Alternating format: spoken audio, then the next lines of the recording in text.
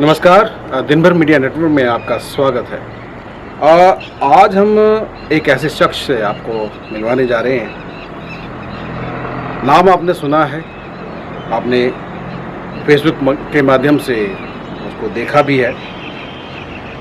ये जो इंटरव्यू है ये इम्पोर्टेंट था हमारे लिए कि पिछले दिनों बहुत कुछ हो चुका मार्केट के अंदर, डेयरों के अंदर और दुनिया के अंदर। क्या सोचते हैं ये और इनकी क्या दलीलें रहती हैं और क्या ये दुनिया को बताना चाहते हैं, ये हमारी समझ से परे है। इसीलिए आज ये वार्तालाप रखी है कि कुछ पॉइंट हमारे क्लियर हो, कुछ दुनिया के और कुछ इनके। तो मैं सबसे पहले माफ़ कीजिएगा, मैं बुलाना चाहता हूं अपने स्क्रीन के ऊपर रवि रोनकर जी को। उनको भाई बहुत बहुत धन्यवाद आपका। बहुत आपका धन्यवाद जी कि आपने मौका दिया, फिर से मौका दिया। आपने पहले भी दिया था, बहुत बहुत साधु आप। इस बार तो आपने मजबूर किया। पिछली बार आपने इलेक्शन का दावा किया तो मजबूर किया। इस बार आपने कुछ ऐसी 3-4 स्टोरियाँ छोड़ी कि हमें मजबूर किया आपके इंटरव्यू करने के लिए, आपसे वार्तालाप करने के लिए। टाइम की किल्लत आपके पास रहती है, वो हमेशा रहेगी। लेकिन हाँ, एक बात जरूर है कि दुनिया क्या सोचती है, आप क्या सोचते हैं, बिल्कुल अलग ही नक्शा कदम पे हैं। जी तो शुरू करें? जी बिल्कुल। हाँ भाई, ऐसा है कि दुनिया जो सोचती है मैं भी वही सोचता हूँ। दुनिया जो सोच रही है उसको ही मैं स्क्रीन पे लेकर आता हूँ अपने शब्दों के माध्यम से। लेकिन उसके पीछे की जो आत्मा होती है वो उसी समाज की होती है। वही जो दुनिया जो सोचती है, वो जो बोल नहीं पाती है, मैं वो चीज़ें बोल देता हूँ। बात उनकी होती है, मैं सिर्फ एक माध्यम रहता हूँ। जी ठीक है रवीर भाई, आपकी बात ठीक है, दुनिया को अच्छी भी लगती है, तभी आपके मिलियंस के हिसाब से फॉलोअर्स हैं, लेकिन हजारों के हिसाब से अभी तो लेकिन मिलियन व्यूज मिल जाते हैं। तो कोई बात नहीं, अभी और बढ़ेंगे। जी। लेकिन अगर आप इसी तरह चलते रहे तो शायद अरबे भी हो सकते हैं। लेकिन हाँ, कई बार ये क्वेश्चन जरूर उठता है कि अगर आपके मिलियंस फॉलोअर हैं, आपके बहुत ज़्यादा लोग फॉलोअर्स करते हैं, तो लास्ट में आप यूपीआई नंबर क्यों छोड़ते हैं? राणा भाई, एक बार मैं आपको डिटेल में बताऊं या शॉर्ट में बताऊं? जैसा आपको अच्छा। एक बार थाने में ना मुझे बुलाया गया और एक खबर के ऊपर। तो तब जो शिकायत करता थे, जिन्होंने मुझे आरोपी बनाने की कोशिश की, उन्होंने भी कहा कि देखो जी, ये अपने ना वीडियो थले नंबर दिंदा है, अपना यूपीआई नंबर दिंदा है, ये पैसे मंगता है। तो मैं उस टाइम थानेदार साहब ने बोलिया, मैं कहा जी इदा है कि मेरा विचार है, मैंने लगता भी है कि ये जड़ा मीडिया है वो किसी खनन माफिया या फिर किसी पॉलिटिशियन, किसी राजनेता या किसी बिजनेसमैन या किसी रसूखदार को देना चाहे, ठीक गल है, लेकिन ओदे ऊपर डिपेंड नहीं होना चाहिए। मेरे कहने का मतलब ये कि मीडिया हाउस जो भी हैं वो जनता उनको फंड करे ताकि मीडिया जनता की आवाज बनी रहे। अभी क्या हो रहा है कि कुछ बड़े लोग और कुछ चंद लोग जो हैं वो बड़ी तादाद में ही वही फंड करते हैं मीडिया को। तो मीडिया कई बार जब उनकी खबरें लगानी होती हैं, जब जनता का हित जो है वो दूसरे नंबर पर रह जाता है, पहले नंबर पर हित आता है उन बड़ी पार्टीज का, ठीक है, उन बड़ी असामीज का। तो मैं जनता से ये कहता हूं कि अगर आप मुझे फंड करते हैं, अगर आप मुझे धन देते हैं, तो मैं मांगता नहीं हूं, मैं ये कहता हूं कि अगर आपको लगता है कि मैं सही कार्य कर रहा हूं तो आप हमें इस नंबर पर सपोर्ट कर सकते हैं, ताकि मैं उनकी आवाज बना रहा हूं, है ना। मुझे और ये मेरा मॉडल है, और ये विदेश में भी कई जगह ये मॉडल चलता है कि जब वो अखबारें बंद होनी शुरू होती हैं, जब उनके पास पैसे खत्म हो जाते हैं, तब वो कहते हैं कि ये अखबार जो है वो बंद होने वाला है, अगर आप चाहते हैं कि हम आपकी आवाज़ बने रहें तो आप हमें सपोर्ट करिए, इसलिए मैं ये नंबर देता हूँ। ठीक है रवि जी, ये आपकी अपनी सोच है, लेकिन सीधी सी बात है, जो पत्रकार होता है वो निष्पक्ष जरूर होता है। हाँ, कभी कभार सर्कमस्टांसेस ऐसे बन जाते हैं कि पत्रकार जो है वो सरकार को भी देखना होता है, जनता को भी देखना होता है, और जिसके खिलाफ वो खबर लगा रहा है, जिसके पक्ष में खबर लगा रहा है, उसको भी देखना होता है। अपनी अपनी सोच है फिलहाल। चलिए हम इस पे लंबा नहीं जाएंगे, बिकॉज ये बहस बहुत लंबी चलने वाली। सबसे पहले सर मैं एक बात करना चाह रहा था। जी जी। जिहाद इजरायली जो है पर हमले के बाद दुनिया बहुत कुछ सोच रही है, तो हिमाचल चुप है, ऐसा क्यों? आपको क्या लगता है? देखिए, पहली बात है कि हिमाचल का समाज अत्यधिक बड़ी गहरी निद्रा में है, बहुत गहरी निद्रा में है। जैसे कि एनेस्थीसिया आप भी हिमाचल में आते हैं? बिल्कुल, मैं हिमाचल में आता हूँ, तो मैं आम हिमाचली की बात कर रहा हूँ कि बड़े जिहाद को लेकर वो बहुत ज्यादा निद्रा में है, वो इस पर बहुत कम चिंतन करता है। इसलिए आज इजराइल के उस मसले पर यहाँ पर बहुत आवाज नहीं है। वैसे भी वो इजराइल का मसला है, लेकिन प्रत्येक व्यक्ति आज की तिथि में वो चीजें देख रहा है, और इजराइल को हिमाचलियों की सपोर्ट भी मिल रही है। लेकिन हिमाचल में किस तरह से जिहाद को काउंटर करना है, उसके ऊपर बहुत सारा कार्य नहीं हो रहा है। लेकिन अगर आप कहें कि आम हिमाचली से, तो हिमाचली कश्मीर के ऊपर भी बोलता है। हिमाचली बाहर आप उससे जितना मर्जी ज्ञान ले लीजिए, वो तरह तरह के विषयों पे बोलेगा, लेकिन अपने जो लोकल लेवल पर जो जिहाद की एक्टिविटीज चल रही हैं उस पर नहीं बोलेगा। छिटपुट चीजें अब होनी शुरू हुई हैं, जैसे कि ऊना में डॉक्टर नदीम अख्तर ने जब किया तो ऊना का समाज जो था वो जागृत हुआ, आक्रोशित हुआ, और उसने वो एक लॉजिकल एंड तक उसको लेकर गया। 295 में कितना सजा हो सकती है, जितनी मैक्सिमम हो सकती है, मुझे लगता है कि ऊना के उस समाज ने, महत्वपुर और उस आसपास के उन लोगों ने, उन गाँव ने बहुत अच्छा कार्य किया, उन लड़कों ने। और मुझे लगता है कि ये चीज़ें हैं। बट ऑल ओवर देखा जाए, जिहाद सिर्फ एक स्टेटमेंट तक सीमित नहीं है। जिहाद आर्थिक जिहाद है, जिसमें कि हम अक्सर कहते हैं कि हमारे आर्थिक जो संसाधन है उन पे कब्जा हो रहा है। आप सब्जी और फलों के कारोबार में देख लीजिए कि आज हिंदू, क्योंकि आप लोग को क्या करना है, जैसे माननीय मुख्यमंत्री जी ने, श्री सुखविंदर सुक्खू जी ने कहा था ना कि 97% भाजपा वालों का हिंदुत्व हारा है, भाजपा वालों का हिंदुत्व हारा है, 97% यहाँ पर हिंदू हैं, उन्होंने उनको हराया है। तो सुक्खू जी से भी मैं ये आग्रह करना चाहता हूँ, और तमाम राजनेताओं से भी, कि आप एक, मेरे कहने पे से ही मैं ये कहता हूँ कि मैं दावा कर रहा हूँ, आप मेरे कहने पे से ही आप एक सर्वे तो करवाइए। आप देखिए कि फल सब्जी के कारोबार में कितना प्रतिशत हिंदुओं का कब्जा है, कितना प्रतिशत कारोबार पे हिंदुओं का कब्जा, कितना मुसलमानों के ऊपर है, तो आपको क्लियर डिफरेंस नजर आ जाएगा। ऐसे बहुत सारे काम धंधे हैं जो कि लोकल हिमाचली के हाथ से जा रहे हैं। कारण कई हैं। सबसे बड़ा कारण है कि कुछ कार्यों को छोटा समझना, कुछ कार्यों को समझना कि ये तो अपने लेवल का नहीं हैगा, ये गल्ला भी हैगियां, तो बहुत सारी चीजें हैं। तो जिहाद पे आमतौर पर देखा जाए तो अभी हिमाचली जो है अभी उसको बहुत ज्यादा जानकारी नहीं है। लेकिन रवि जी, यहाँ पे एक बात मैं करना चाहूंगा। देखिए, जो हमारा भारत है वो धर्मनिरपेक्ष राज्य है, तो जिहाद का कहाँ से, धर्मनिरपेक्ष कैसे है कि संविधान की प्रस्तावना में, प्रियम्बल में अगर धर्मनिरपेक्ष लिख दिया गया, सेक्युलर शब्द जो कि बहुत बाद में, अगर सेक्युलर शब्द इतना इंपॉर्टेंट था तो डॉक्टर भीमराव अंबेडकर जी ने या फिर डॉक्टर राजेंद्र प्रसाद जी ने और उस वक्त के जो भी संविधान के निर्माता थे, जैसा भी संविधान था, उसमें क्यों नहीं डाला? ये बाद में क्यों डाला गया? ठीक है, सोशलिस्ट और सेक्युलर ये दो शब्द जो थे वो बाद में ऐड किए गए हैं। भारत को धर्मनिरपेक्ष बनाया गया। ये इतना बड़ा फ्रॉड है भारत के साथ, इतना बड़ा फ्रॉड है। आप देखिए कि हिमाचल प्रदेश के कम से कम 30-35 मंदिर, हमारे शक्तिपीठ, उनमें सरकार क्या कर रही है? अगर सरकार हमारे मंदिरों में है तो वो सेक्युलर नहीं है। क्यों? क्योंकि हिमाचल सरकार किसी भी गुरुद्वारा, किसी भी चर्च, किसी भी मस्जिद में नहीं है। तो ये देश जो है धर्मनिरपेक्ष नहीं है। यहां पर ये जो देश है वो हिंदू विरोधी, ये सरकार की बात करूं तो ये हिंदू विरोधी सरकारें हैं।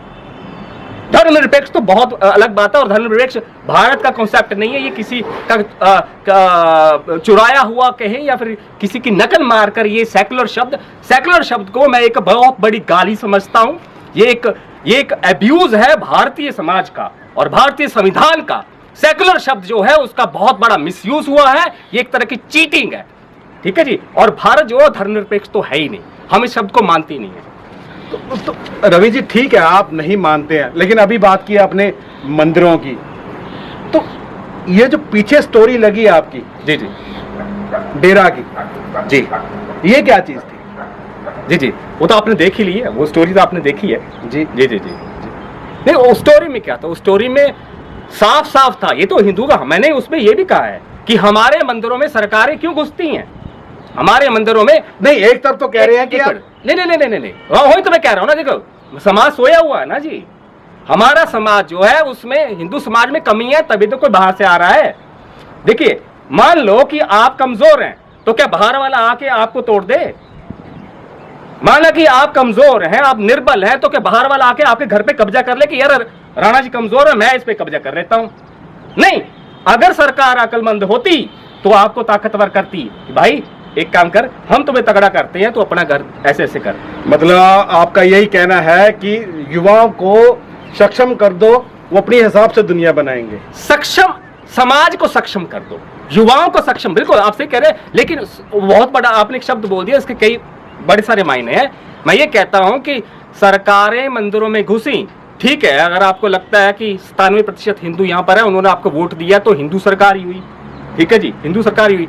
आप मंदिर में घुस गए, हमारे एक के बाद एक मंदिर, जो मंदिर बहुत अच्छे चलते थे, मैं अभी माफ कीजिए, मैं भी माता चामुंडा देवी मंदिर जाके आया, तो मेरे को पता चला कि सरकार के आने से पहले जो कमेटी वहां कार्य करती थी, उसने बहुत अच्छी व्यवस्था चला रखी थी, और जब से सरकार आई है तब से फंड्स कहां जा रहे हैं पता नहीं लग रहा।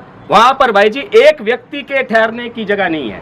पिछले 6 साल से माता के भक्त, एक भी भक्त जो है वो वहां पर किसी वहां पर सराय में, धर्मशाला में नहीं रुक सकता। उसको बड़े बड़े होटल आप देखेंगे कि मंदिरों के आस बहुत बड़े बड़े होटल है, हजारों खर्चों, एक बड़ी इंडस्ट्री खड़ी होगी है। ये विषय बहुत लंबा जाने वाला है। जी जी, तो जागरूक करिए, आप क्या करिए, आप मंदिर में आइए, अगर सरकार आती भी है कोई बात नहीं, आइए, नजर रखिए यार, आप एक सिस्टम बना के दे दीजिए और हैंड ओवर करिए भैया कि हम एक सेक्युलर सरकार है। जैसे आपने बोला कि भैया हम एक सेक्युलर सरकार है, हमारा मंदिरों में कोई काम नहीं है, ठीक है जी, हम आए थे, आपका संस्थान ठीक कर दिया, ये हमने ट्रांसपेरेंसी सिस्टम बना दिया, अब हम जा रहे हैं। लेकिन नहीं, होता क्या है, जब भाजपा सत्ता में होती है तो मंदिर भाजपा के कार्यालय बन जाते हैं, जब कांग्रेस होती है तो कांग्रेस के। ये ना सिर्फ बड़े शक्तिपीठों में चलता है, बल्कि छोटे छोटे गांव के मंदिरों में भी ये राजनेता लोग जैसे सत्ता में आते हैं वैसे ही अपने बंदे कमेटी। लेकिन देश का विकास भी हुआ है, उसको आप डिनाई नहीं कर सकते। ये बड़ी बड़ी बिल्डिंग है, ये रास्ते, पक्के रास्ते, पानी, पहले किल्लत होती थी सभी। नहीं, देश के विकास की बात करें, मंदिर की बात करें? मैं देश के विकास की बात कर रहा हूं। वो चल रहा है, तो है ना, वो सतत चलता रहता है। अगर सरकार ना होती तो विकास कहां से? नहीं, मैंने कब कहा विकास के ऊपर? वही अभी तो बोला आपने, क्या कि यही बोला कि जब सरकारें आती हैं तो अपने भवन बनाती हैं। नहीं, वो धार्मिक मसलों की बात मैं कर रहा हूँ भाई जी, धार्मिक मसलों की बात की ना मैंने। जब सरकार आई मंदिर में, यार सरकार तो धर्मनिरपेक्ष आपने बोला, सरकार ना हिंदू ना मुसलमान ना सिख ना ईसाई है, पर वो हिंदू में तो आती है, हिंदू मंदिर में आती है और हिंदू मंदिरों का बेड़ा गर्क कर देती है। मैंने ये बोला। अगर आप कह रहे कि बड़ा वो हुआ, बहुत कुछ हुआ, भाई जी पैसा तो खर्च कहाँ है? क्या ये जो बेड़ागर किया आपने, आप कह रहे हैं सरकार जब से आती है। आप कमाल कर रहे हैं, प्रत्यक्ष को प्रमाण की आवश्यकता नहीं है, प्रत्यक्ष को प्रमाण की कोई आवश्यकता नहीं है। आप देखिए कि हमारे मंदिर जो है, हमारे मंदिरों का जितना भी सोना चढ़ता है, ये अपनी मर्जी से उसको पिघलवाते हैं, अपनी मर्जी से उस धन का इस्तेमाल करते हैं। माता चिंतपूर्णी मंदिर में सुनिए, माता चिंतपूर्णी मंदिर में एक भाई साहब बलोरो देखे गए, वो बलेरो नदी की मंदिर की सेवा के लिए, उस पर कब्जा किसने किया बताइए ना? पुलिस ने। मन मर्जी के आपने वहां पर कर्मचारी रख दिए, आपने मुसलमान रख दिए। यार हिंदू मंदिर में मुसलमान का क्या काम है? तो सरकारों को नहीं पता ना धर्म कैसे चलना है, जो अपने दफ्तर नहीं चला पाते, जो बाबू हर दफ्तर में, हर डिपार्टमेंट में भ्रष्टाचार भरा पड़ा भाई जी। अपने डिपार्टमेंट सही ढंग से ना चलाने वाली सरकार हमारे हिंदू मंदिरों को कैसे चलाएगी? अब बताइए। मतलब खोजी पत्रकार सिर्फ आप ही हैं? नहीं, मैं तो पत्रकार भी नहीं मानता भाई जी। मैं तो एक, मुझे जो दिखता है, मुझे जो बताया जाता है, जो मैं समझता हूं वो मैं डाल देता हूं। खोजी पत्रकार, इतनी ज्यादा खोज मैंने कहां कर दी अभी। माता बाला सुंदरी मंदिर में वहां के जो डीसी है, उनके घर का सोफा, उनके घर के वॉशिंग मशीन, उनके घर का सामान जो था, उसका वो भी जो था वो मंदिर के खजाने से गया। माता बाला सुंदरी मंदिर में जिस रसोइये का कार्य माता का प्रसाद बनाना था, वो हो सकता है उस सरकारी बाबू के घर में वो चिकन बिरयानी और मटन टिक्का पता नहीं क्या क्या बनाता होगा। जिस उस मंदिर के माता बाला सुंदरी मंदिर के माली का कार्य था माँ का बाग, वहां पर एक माँ का बाग भी है, उसको उसमें पुष्प लगाना। और वो पिछले कई सालों से बाबूजी के जो अपने डीसी हैं उनके लॉन को सजाता है, वो वहां पर फूल उगाता है। तो ये क्या है? यही है भाई जी, सरकार सेकुलर है, आपने सही बोला, और सेकुलर का मतलब होता है एंटी हिंदू। ठीक है रवि जी, आपका देखिए आपकी सोच, आपकी तभी आज मैं आपको यहाँ पे इनवाइट किया कि आपकी सोच दुनिया को लगे पता कि रवि रोनकर क्या सोचता है। चलिए आगे बढ़ते हैं। मैं ज्यादा नहीं, मैं आपको बताऊं राणा भाई जी, ये दुनिया की सोच है, उस समाज की सोच है, ये नाहन की सामने नहीं है सर, सामने नहीं ना। हाँ वो अलग बात है, चलो उसमें बात करेंगे। अगर आप कहें तो उसमें कहते हैं वो सामने नहीं आते, तो इसका मतलब ये थोड़ी ना सच नहीं है। लेकिन ये तो आप कह रहे हैं ना सर। ठीक है, तो अगर मैं कह रहा हूं तो भैया मेरे को गलत प्रूव कर दो। मैं वही तो कह रहा हूं ना, अगर माता चामुंडा देवी में पिछले 6 साल से अगर कोई व्यक्ति वहां पर नहीं ठहरा है, आवाज क्यों नहीं उठी आज तक? हाँ आवाज नहीं उठी, यही तो कह रहा हूं, हिंदू सोया हुआ है। हिंदू सोया हुआ भाई जी। रवि जी मैं सिर्फ एक नाम बोलूंगा। जी, अंकुश नरूला। अच्छा अंकुर नरूला, अच्छा आप आज ही है अंकुर जोसेफ नरूला। हमारा ही हिंदू भाई था और चर्च के चक्कर में वो आया, जैसे भी आया ठीक है, उसका अपना वो मत था, वो ईसाई बना। और उसके बाद वो लगातार उसने फिर क्या किया कि एक wonders and science and wonders करके जलंधर में एक चर्च खोली, और उस चर्च के आज 60 सेंटर जो है वो भारतवर्ष में हो चुके हैं। और हिमाचल के प्रत्येक जिले में वो आ रहा है। वो पंजाब में लगभग 10 से 15 लाख अकेले अपने दम पर हिंदू और सिखों को ईसाई बना चुका है। नहीं, इसमें बुरा क्या है? हिंदुस्तान की जनता जो है वो आस्था के साथ जुड़ रही है, भक्ति में लीन हो रही है, उससे भी तकलीफ है आपको? नहीं, ये कोई भक्ति थोड़ी ना भाई जी। भक्ति आप देखिए ना, वो ये कहते हैं कि आप हमारे पास आइए, आपके हम रोग ठीक कर देंगे। ठीक है जी, आप क्योंकि वो अपने धर्म का प्रचार प्रसार करता है, और लेकिन बीच में वो आप देखते होंगे कैसे करंट से लगते हैं, पागलों की तरह वो झूमते हैं वहां पर लोग। और क्योंकि हमारे पास अब प्रत्यक्ष प्रमाण आ चुके हैं कि बहुत सारे लोग वहां पर गए, क्योंकि जो दबा कुचला, कई बार मैं बताता हूं इनके टारगेट कौन होते हैं। बेसिकली बड़ा टारगेट जो होता है, बड़ा लॉट जो इन्होंने हमारा उठाया, हमारे समाज का वो उठाया, जो कि गरीब था, कहीं से कहीं पीड़ित था। ये कहते हैं कि हम आपको ठीक कर देंगे और हम आपका ये कर देंगे, वो कर देंगे। तो उस तरीके से लोग वहां पर खींचे चले आते हैं, और ये क्या करते हैं, ये हिप्नोटाइज करते हैं एक तरह से। ये इतना चिल्लाते हैं, चिल्लाते तो हम भी हैं, लेकिन ये इतना चिल्लाते हैं कि आपके कान में सिर्फ इनकी बात पड़ेगी। और जब पूरा आप देखते हैं, जब हजारों लोग, सैकड़ों लोग झूमते हैं, और कुछ चीजें ये प्लान भी करते हैं कि इसको ये हो गया था, मैं बेड पर थी और मैं अब उठ गई, मरे को जिंदा कर दिया। मैं आपको बताना चाहता हूं कि एक आई थिंक जोशुआ करके एक इन्हीं का गुरु अफ्रीका में हुआ है। उस व्यक्ति ने, ये तो अंकुर नरूला तो छोटी सी चीज है, उस व्यक्ति ने पूरे अफ्रीका में यही किया उसने। बीटी जोशुआ कुछ ऐसा नाम है, मैं आपको करेक्ट कर दूंगा। तो वो एक अश्वेत अफ्रीकी, वो अफ्रीकी थे, और ब्लैक अफ्रीकन जिसे हम कह सकते हैं। तो उन्होंने भी अंकुर नरूला से बहुत पहले, उनकी भी एक चर्च थी, उसमें वो ऐसे करते थे कि मरो को जिंदा कर देना। उन्होंने कोरोना और इबोला वायरस पे उन्होंने एक होली वाटर टाइप बनाया, वो बॉटल्स बेची, अरबों का कारोबार खड़ा किया। लेकिन वो व्यक्ति एक बीमारी से जूझ रहा था और दवाइयां ले रहा था। जब दवाइयों ने काम नहीं किया तो उसको स्ट्रोक आया, और वो फिर हॉस्पिटलाइज हुआ। फिर उसे एयर एम्बुलेंस से टर्की ले जाया गया। टर्की में ले जाके उसका इलाज हुआ, इलाज करवा के वापस आया, और एक दिन उसने दम तोड़ दिया। तो जो व्यक्ति जिसको अपना ही नहीं पता था, जो अपने रोग में दूसरों को वो कहता था कि आपने दवाई नहीं लेनी है, आप प्रेयर करिए, वो खुद बेचारा छुपता छुपाता हुआ वो जाता है टर्की, इलाज करवा के आता। तो ये इनकी असलियत है। मैं आपको एक चीज और बताता हूं, मुझे जो इनपुट मिला है, अंकुर नरूला का एक बहुत करीबी व्यक्ति, उसकी पत्नी की अभी कुछ समय पहले लीवर के एक रोग से मृत्यु हुई है।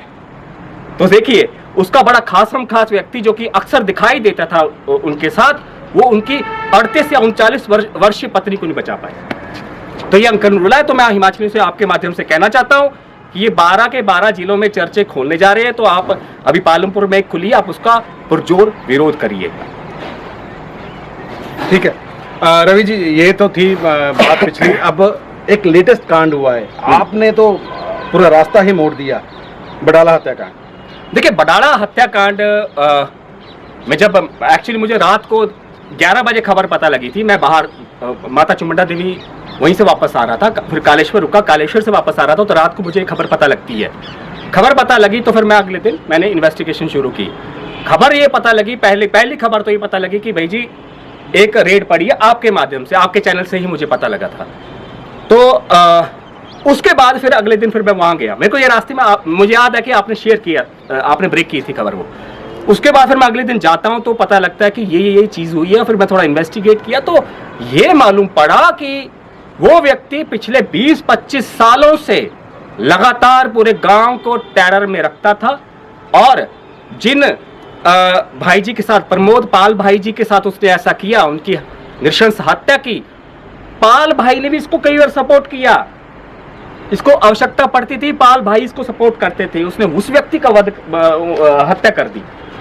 तो फिर डिटेल में हम जाते रहे तो कनेक्शन ये जुड़ा कि जब धन आपको देवपार से मिल रहा था, उस धन से आप ऊना में बहुत एकदम स्टैंडर्ड के बंदे और बहुत बढ़िया आप सफेद पोश बनकर आप घूम रहे हैं, और इवन दो एक टूर्नामेंट में इन्हें चीफ गेस्ट बनाया गया, ठीक है जी। तो ये सब जब सारी चीजें हो रही थी, हालांकि इनकी शिकायतें भी हो रही थी। मैं आपको बता दूं, इस हत्याकांड के लिए ऊना पुलिस बहुत बड़ी जिम्मेदार है, बहुत बड़ी जिम्मेदार। अगर इसकी अच्छे से इंक्वायरी हो जाए ना तो आपको पता लग जाएगा कि ऊना पुलिस के पास एक के बाद एक शिकायतें बसोली गांव से जा रही थी देवपार की, और बडाला गांव की पंचायत, बडाला गांव के लोग, उन्होंने लिख कर दिया कि हथियार निकालता है। एक आई थिंक ब्लॉक के जेई थे, उनकी कनपट्टी में बंदूक रखी थी इसने। तो उस जेई से मैं पूछना चाहता हूं कि जब आप पे इसने हथियार ताना था तो आप शिकायत करते यार कि ऑन ड्यूटी अफसर पे हथियार उठाया, लेकिन नहीं, ये बंदा अपने रसूख से, काले पैसे से ये ताकतवर बनता गया। और मैंने आपको क्या बोला पहले ही कि हिमाचल का समाज सोया हुआ है। ठीक है जी, ये तो थे हमारे साथ रवि रोनकर जी। इनकी जो सोच, जो समझ शायद परे है। ये हिमाचल को सोया हुआ बताते हैं, लेकिन खुद कितने सोए कितने जागे हैं ये तो वक्त ही बताएगा। फिलहाल तब तक के लिए दीजिए हमें इजाज़त। नमस्कार।